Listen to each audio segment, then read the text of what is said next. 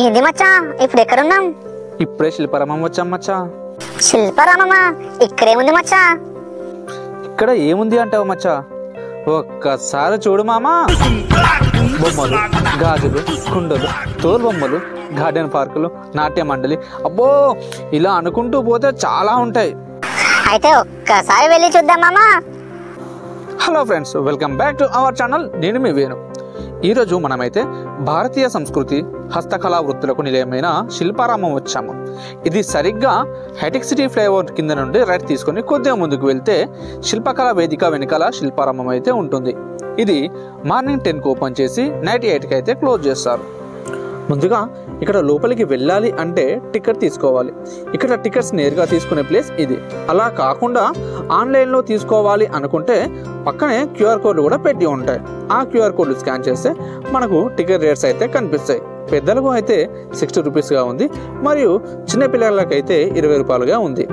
ఆన్లైన్లో టికెట్స్ తీసుకున్న వాళ్ళు లెఫ్ట్ సైడ్లో క్యూఆర్ కోడ్ చూపెట్టి లోపలికి అయితే వెళ్ళాలి. లోపలికి వెళ్ళగానే ఎంతో అందంగా చెక్కబడిన వినాయకుడి విగ్రహం అయితే కనిపిస్తుంది. అక్కడ బ్లెస్సింగ్స్ అయితే తీసుకొని రైట్ సైడ్ నుండి అయితే నేనైతే ముందుకైతే వెళ్ళాను. హైదరాబాద్లో ఎక్కడ లేని షాప్స్ అన్నీ కూడా ఇక్కడైతే కనిపిస్తాయి. అక్కడక్కడ ఇలా అందమైన శిల్పాలు చెక్కబడి ఉంటాయి. శిల్పారామం అంటేనే ఎంతో అందమైన శిల్పాలకు పెట్టింది పేరు. అక్కడే ముందుకు వెళ్తే బంకమట్టితో చేసిన కొన్ని కుండలు మరియు పాత్రలు అయితే కనిపిస్తాయి. ఇవాళ రేపు మ్యాక్సిమం అందరైతే అల్యూమినియం గిన్నెలో వాడుతూ హెల్త్ అయితే ఖరాబ్ చేసుకుంటున్నాం. కానీ వీటిలో రెడీ చేసుకొని తింటే కొద్దిగా హెల్త్ అయితే బెనిఫిట్స్ అయితే ఉంటాయి. అక్కడే ఎన్నో వంట పాత్రలు, ఇంట్లోకి యూజ్ చేసే ఎన్నో డెకరేషన్స్ అయితే మనం చూడవచ్చు. ఈ శిల్పారామాన్ని భారతీయ కళలకు, హస్తకళలకు, కుల వృత్తుల సంరక్షణ కోసం సుమారు 65 ఎకరాలలో 21 జూన్ 1998లో ప్రారంభించారు. ఇది కుల వృత్తులకు నిలయంగా చెప్పుకోవచ్చు. కమ్మరి పని విధానం, వడ్రంగి పని విధానం, ఇలా అనేక రకాల వృత్తుల బొమ్మలు చూస్తే నిజంగా జీవంతో ఉన్నాయా అనే అనిపిస్తుంది.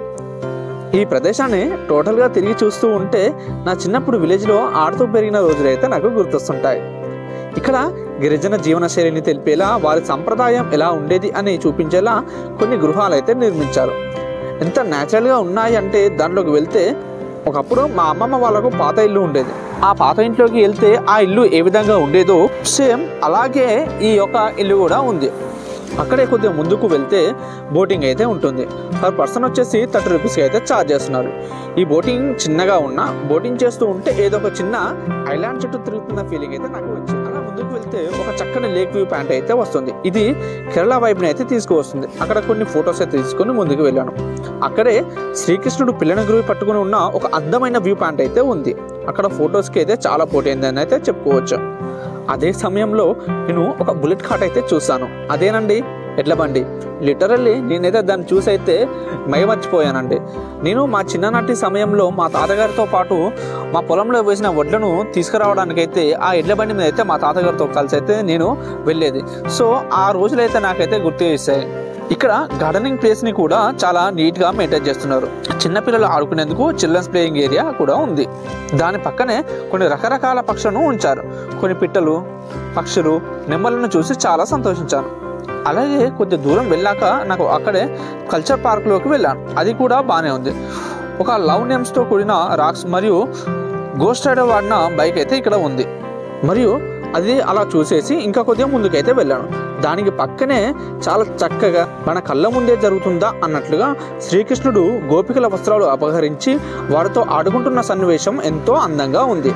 మరియు గోవర్ధనగిరి పర్వతాన్ని శ్రీకృష్ణుడు తన చిటికని వేలితో ఏ విధంగా ఎత్తాడో అన్న సన్నివేశాలు అయితే గోడపై అయితే చాలా అందంగా అయితే చెక్కబడి ఉన్నాయి. పక్కనే రాధాకృష్ణుల విగ్రహాలు కూడా ఉన్నాయి. ఇది కూడా ఫోటోషూట్కి చాలా బిజీ ప్లేస్ అని అయితే చెప్పుకోవచ్చు. ఇందులో అన్నింటికన్నా ముఖ్యమైన ప్రదేశం ఏంటంటే శిల్పారామంలోని నాట్యకళ వేదిక. ఇక్కడ ఏదైనా ప్రత్యేకమైన రోజులు కానీ, పండుగల రోజులు కానీ ఇక్కడ నాట్యాలు వేస్తారు. వాళ్ళను చూడడానికి 2 కళ్ళు సరిపోవనుకోండి, అంత అద్భుతంగా అయితే డ్యాన్స్ వేస్తారు వాళ్ళు. అక్కడికి మా అమ్మని కూడా తీసుకొని వెళ్ళాను. నేను మొత్తం వీడియోలు అన్నీ తీసుకొని వచ్చేసరికి మా అమ్మ అక్కడే చాలా ఇంట్రెస్టింగ్గా కదలకుండా అయితే కూర్చొని ఉంది. సో ఇది ఫ్రెండ్స్ శిల్పారామం యొక్క వీడియో. మీరు కూడా మీ ఫ్యామిలీతో కానీ ఫ్రెండ్స్తో కానీ హైదరాబాద్లోని ఒక పీస్ఫుల్ ప్లేస్కి వెళ్ళాలి అనుకుంటే ఇది ఒక మంచి ప్లేస్ అని అయితే చెప్తాను. ఓకే ఫ్రెండ్స్, మన వీడియో కనుక మీకు నచ్చినట్లయితే దయచేసి ఒక లైక్ అయితే వేసి ఈ వీడియో ఎలా ఉందో ఒక కామెంట్ చేసి మన ఛానల్ అయితే సబ్స్క్రైబ్ చేసి మన ఛానల్కి అయితే సపోర్ట్గా అయితే ఉండండి. Thank you for watching.